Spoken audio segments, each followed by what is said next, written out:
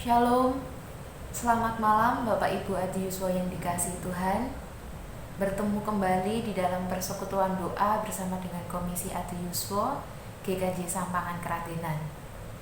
Hari ini kita akan kembali menyatukan hati untuk bisa memuliakan nama Tuhan dan juga mendengarkan firman-Nya.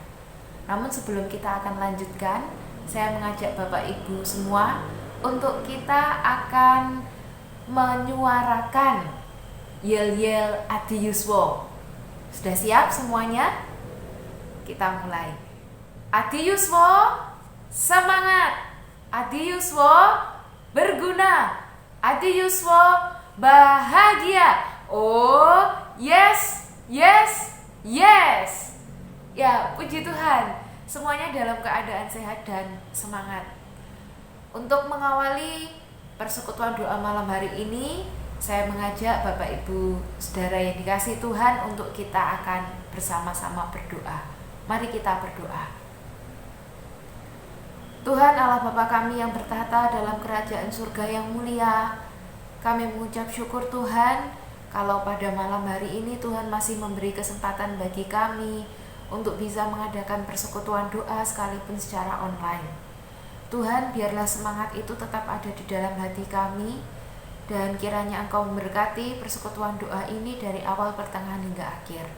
Terima kasih ya Tuhan, di dalam nama Tuhan Yesus Kristus doa ini kami panjatkan. Amin. Bapak Ibu yang dikasihi Tuhan, kita percaya bahwa Tuhan Yesus itu adalah Tuhan yang setia. Tuhan Yesus yang senantiasa menolong kita umat-Nya. Untuk itu dengan penuh semangat mari kita memuliakan nama Tuhan melalui nyanyian dari PKJ nomor 14. Ku nyanyikan kasih setia Tuhan.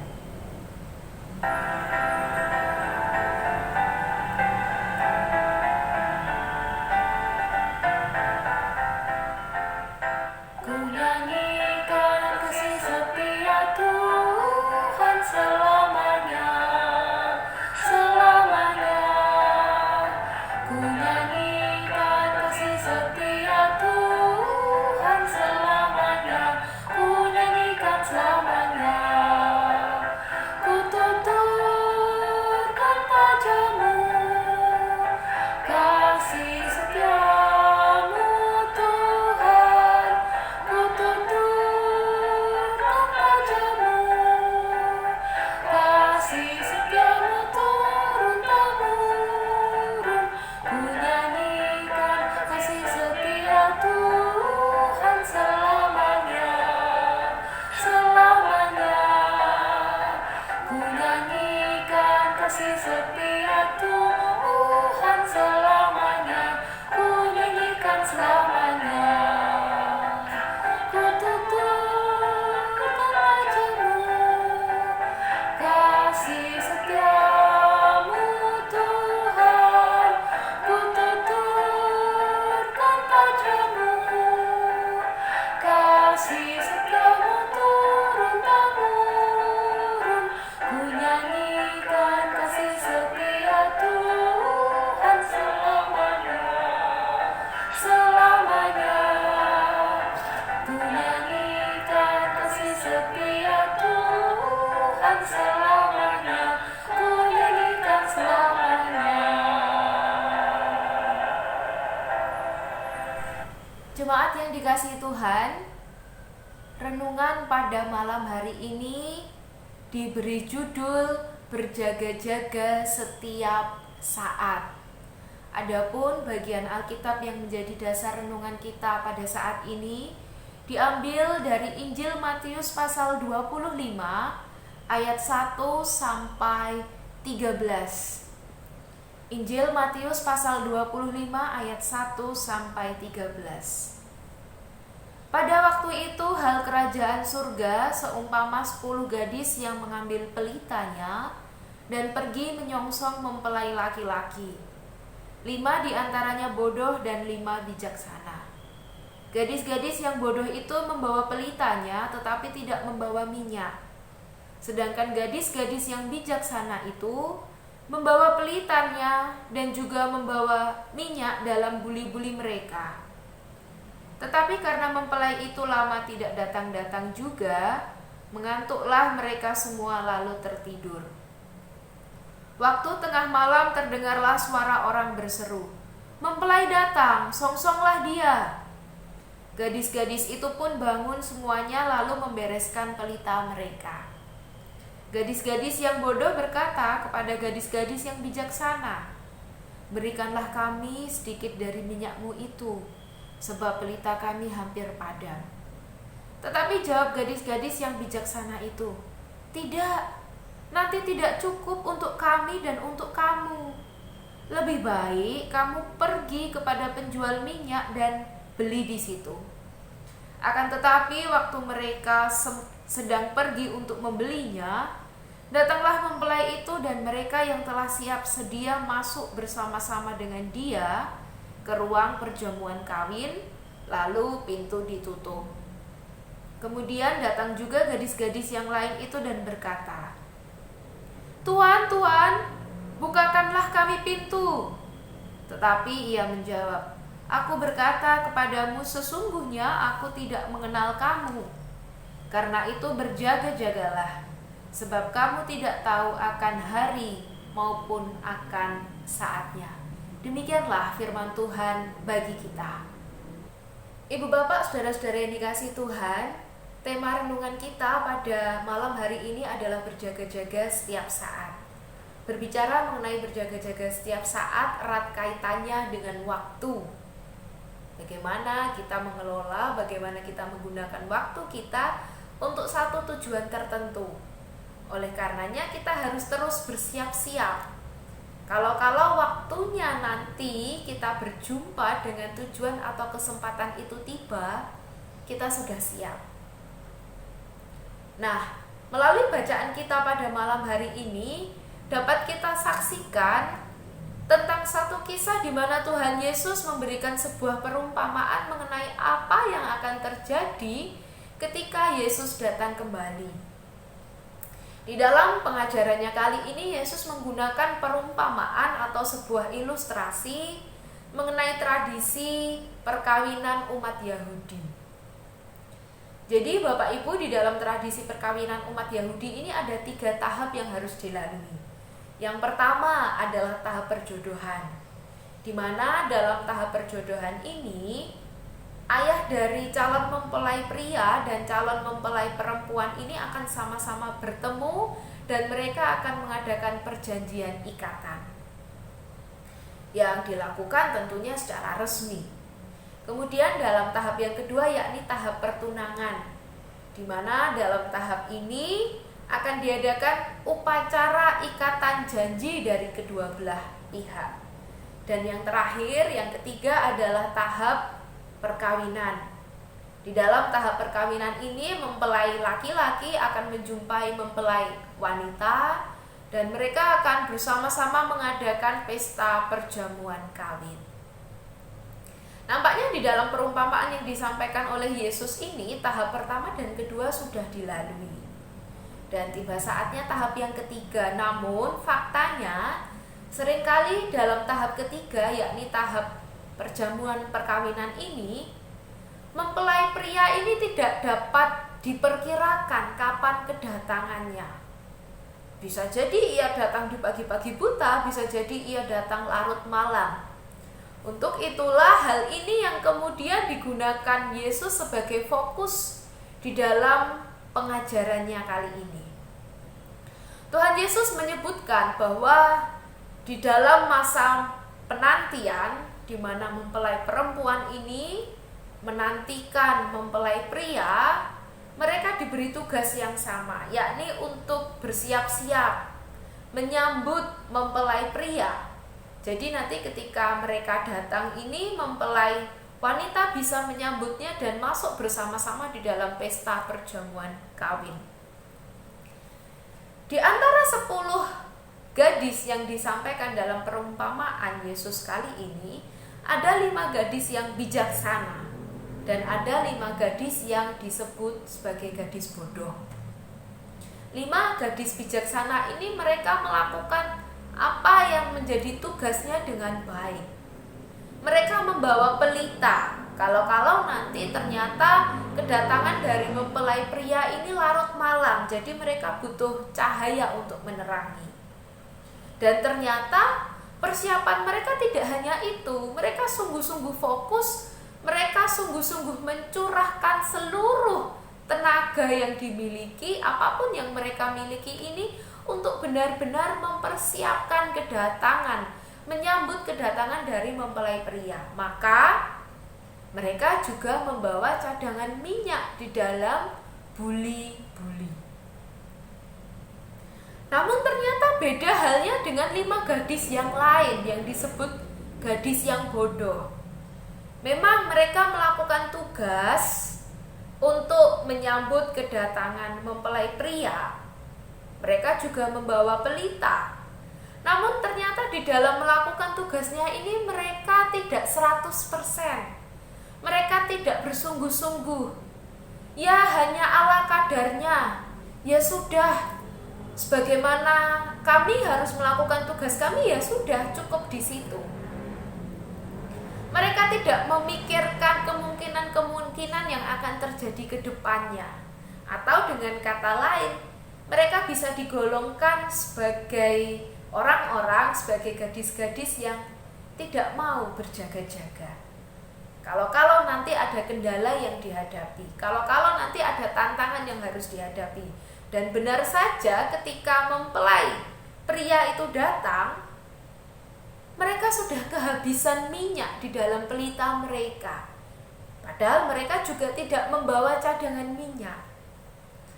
Lalu 5 gadis yang bodoh ini berkata kepada 5 gadis yang bijaksana, "Tolonglah kami, bagilah minyak yang engkau miliki ini." Namun apa yang menjadi jawab 5 gadis bijaksana? "Oh tidak, kami tidak bisa memberikannya kepadamu, nanti tidak cukup untuk saya dan untuk kamu." Maka pada akhir kisah ini yang terjadi adalah ketika 5 gadis bodoh ini pergi untuk mendapatkan minyak, mempelai pria itu datang. Mempelai pria datang dan pintu pesta perjamuan perkawinan pun ditutup. Ketika mereka berseru-seru, "Tolong bukakan pintu untuk kami," maka para pria-pria itu, mempelai pria itu mengatakan bahwa saya tidak mengenal engkau. Bahwa sesungguhnya aku berkata kepadamu, aku tidak mengenal kamu. Karena itu berjaga-jagalah, sebab kamu tidak tahu akan hari maupun akan saatnya. Saudara-saudara yang dikasihi Tuhan, apa yang menjadi perumpamaan yang disampaikan oleh Yesus kepada para murid ini juga mengingatkan bagi kita pada saat ini. Bisa saja di dalam kehidupan kita ini kita bersikap seperti gadis yang bijaksana, tapi ada kalanya juga kita bisa menjumpai peristiwa atau sikap hidup di mana kita seperti gadis yang bodoh. Untuk itulah firman Tuhan mengingatkan kepada kita, untuk kita bisa terus berjaga-jaga, untuk kita bisa terus bersiap-siap. Sesungguhnya apa makna dari berjaga-jaga yang disampaikan di dalam firman Tuhan pada malam hari ini? Yang pertama, kita sebagai umat Tuhan haruslah menyadari siapakah Tuhan itu dan bagaimanakah seharusnya sikap kita di hadapan Tuhan. Apa yang dilakukan oleh 5 gadis yang bijaksana ini sungguh luar biasa. Mereka benar-benar menyadari, mereka benar-benar mengenali siapa sesungguhnya yang akan mereka sambut itu. Dan kalau kita rasakan mempelai pria ini sesungguhnya melambangkan Tuhan Yesus yang akan datang kembali. Sedangkan 10 gadis itu melambangkan kita sebagai orang percaya yang menantikan kedatangannya. Maka Tuhan Yesus yang penuh kasih tersebut yang sudah membuktikan kasih-Nya kepada kita melalui kerelaannya menebus dosa kita, sudah sepatutnya kita kenali dan kita sambut dengan sungguh-sungguh, dengan kesungguhan hati kita. Kita harus menyadari bahwa apa yang telah dilakukan oleh Tuhan Yesus bagi kita ini semua karena anugerah-Nya, semua karena cinta kasih-Nya.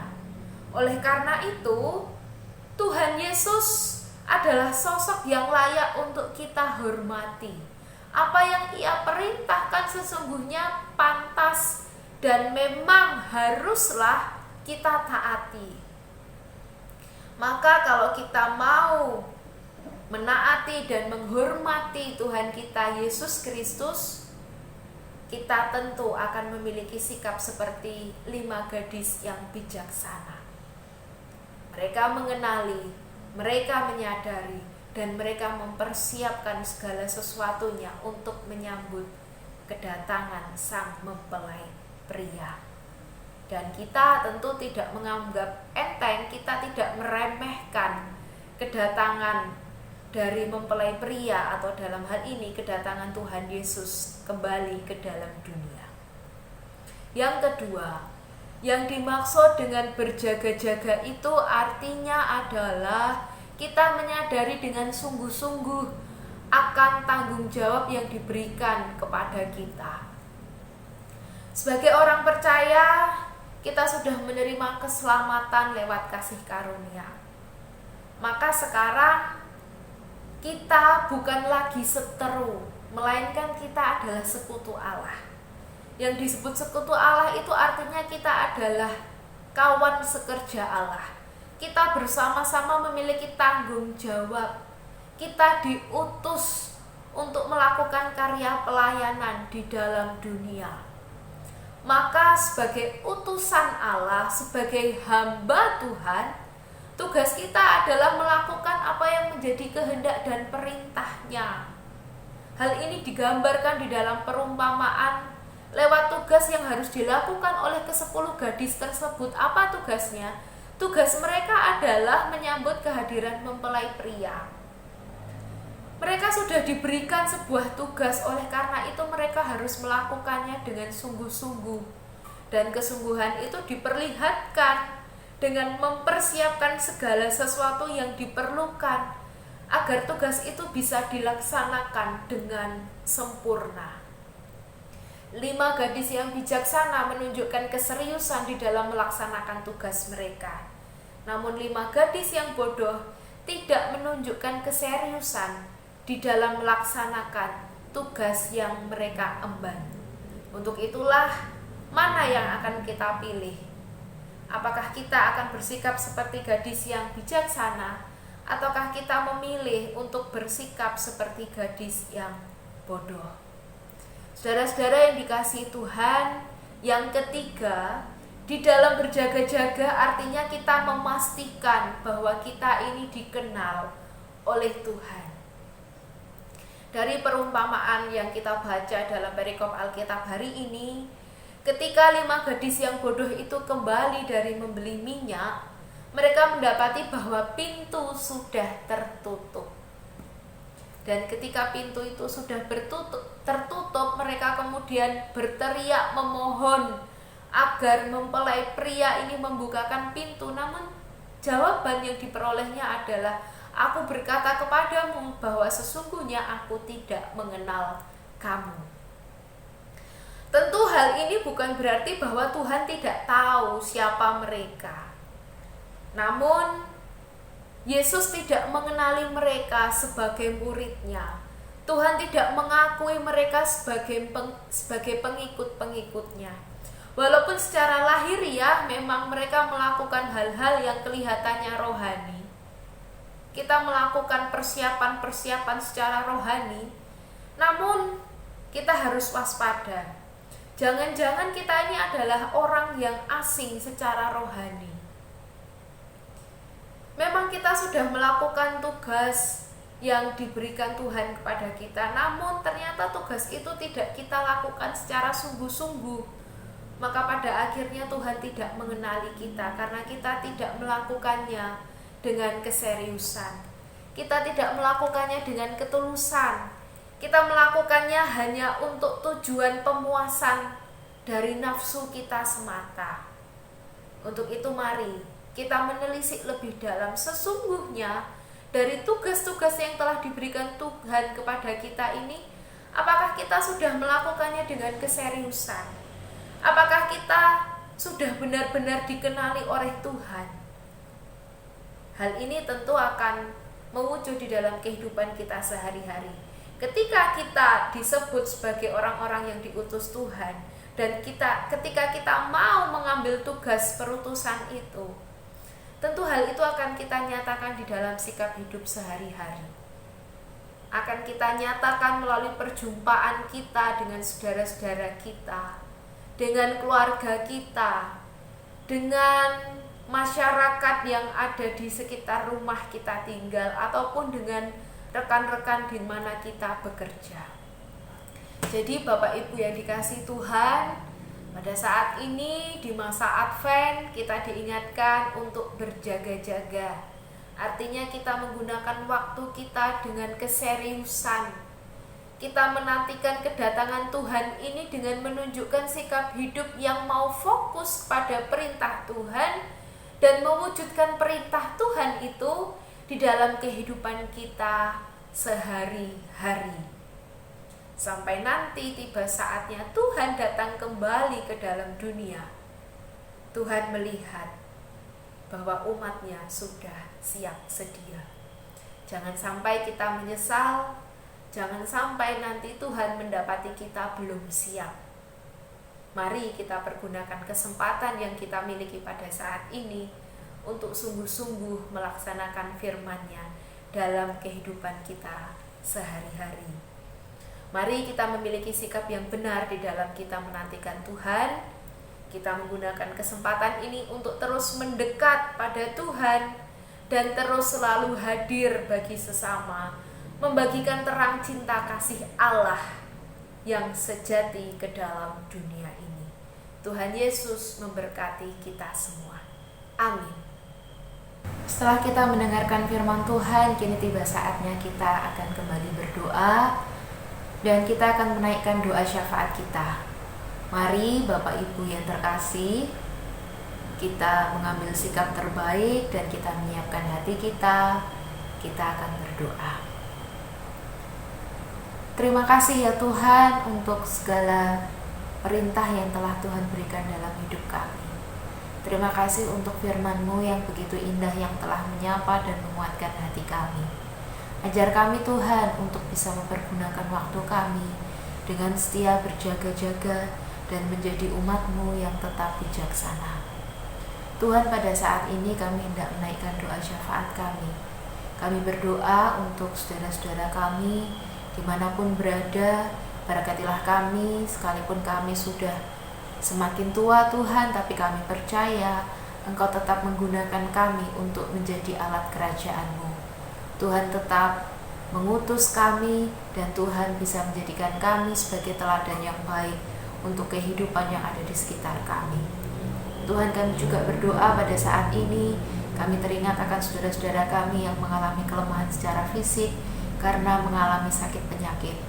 Kami menyerahkan saudara-saudara kami ini Tuhan, kiranya Engkau memberikan kesehatan, pemulihan yang sempurna bagi mereka. Kami berdoa Tuhan untuk setiap keluarga yang pada saat ini sedang di dalam pergumulan. Apapun yang menjadi pergumulan hidup mereka Tuhan, berkatilah. Kami percaya Engkau turut campur tangan di dalam setiap persoalan yang sedang dihadapi. Kami teringat juga Tuhan pada saat ini saudara-saudara kami yang ada di daerah Lumajang, Jawa Timur dan sekitarnya yang terdampak bencana alam erupsi Gunung Semeru. Tuhan, kami berdoa bagi mereka, kiranya Tuhan memberi kekuatan, Tuhan yang memulihkan kondisi di sana. Kiranya Tuhan, kami Tuhan gerakkan untuk bisa menjadi saluran berkat, menolong saudara-saudara kami yang terdampak bencana erupsi Gunung Semeru. Tuhan, kami juga berdoa pada saat ini untuk rencana perayaan dan juga ibadah Natal, baik yang ada di Gereja Induk maupun yang akan diselenggarakan oleh Komisi Adi Yuswo. Berkatilah ya Tuhan, Kiranya terjadilah sesuai dengan rencana-Mu saja, bukan apa yang menjadi keinginan kami. Kami menyerahkan Tuhan seluruh kegiatan kami ini ke dalam tangan kuasa-Mu. Berkatilah kami dan pakailah kami Tuhan untuk bisa melayani Engkau melalui kegiatan-kegiatan dan pelayanan-pelayanan yang kami lakukan selama hidup kami. Tuhan Yesus, kami berdoa kiranya juga kegiatan persekutuan doa ini Tuhan boleh tetap berlangsung secara rutin, dan kiranya melalui persekutuan doa ini boleh terus menguatkan iman kami. Terima kasih ya Tuhan. Inilah seru doa kami yang kami pinta hanya ke dalam satu nama Tuhan Yesus Kristus, Juru Selamat kami yang sejati. Terima kasih ya Tuhan. Amin. Jemaat yang dikasihi Tuhan, Tuhan kita Yesus Kristus adalah Sang Sumber damai sejahtera. Tuhan adalah sumber segala rahmat yang telah dilimpahkannya bagi kita. Pada saat ini kita menanti-nantikan kedatangannya. Marilah dengan terus berpengharapan dan berpegang pada firman-Nya, kita menantikan dan menghayati kedatangan Tuhan kembali dengan penuh sukacita. Mari kita memujikan Kidung Jemaat 240A, Datanglah ya Sumber Rahmat, bait pertama dan ketiga.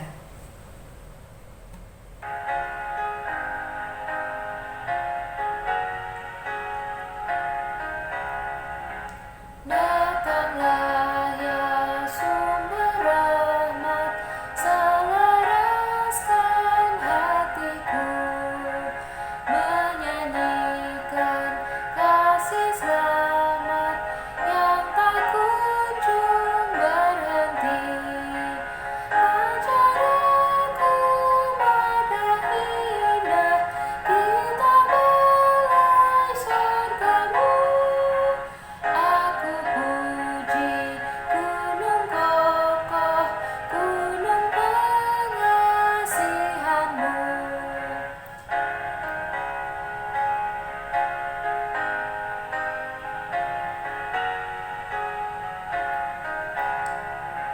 Tiap hari ku berutang pada kasih abadi.